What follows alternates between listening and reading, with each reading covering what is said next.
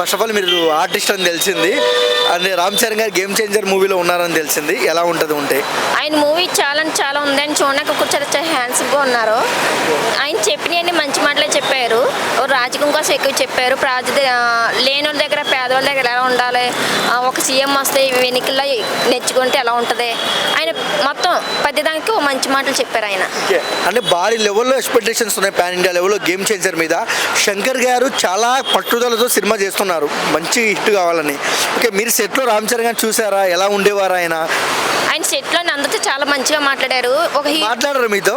చాలా బాగా మాట్లాడారు. ఆయన ఒక హీరోని చాలా మంది హీరోని చూసాను కానీ మంచిగా మాట్లాడే హీరో చూడలేదు. రామ్ చరణ్ గారు అయితే మంచి వ్యక్తి, మంచి నేమ్ ఉంది.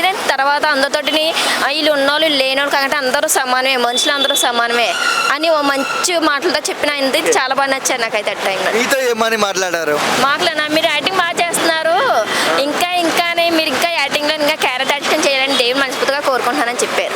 ఓకే, అంటే ఒకటండి చూసాము చిరంజీవి గారి కొడుకు ఆయన బిగ్ స్టార్, అలాంటి ఆయన మీతో మాట్లాడుతుంటే మీ ఫీలింగ్ ఏంటి అప్పుడు? నా ఫీలింగ్ పెద్ద స్టార్ మాట్లాడుతున్నారని ఒక ఆనందంగా ఉంది. కాకపోతే మనుషులు అందరూ ఒకటే అని చెప్పారు కదా, అది ఇంకా ఆనందంగా ఉంది. అది మాత్రం చాలా బాగా నచ్చింది. చిన్న పెద్ద లేదు, మొత్తం మనుషులందరూ ఒక రెస్పెక్ట్ అని అందరికీ రెస్పెక్ట్ ఇచ్చిమంటారు కదా, చాలా బాగా నచ్చింది. ఓకే, అండ్ సినిమా ఏ లెవెల్లో ఉంటుంది?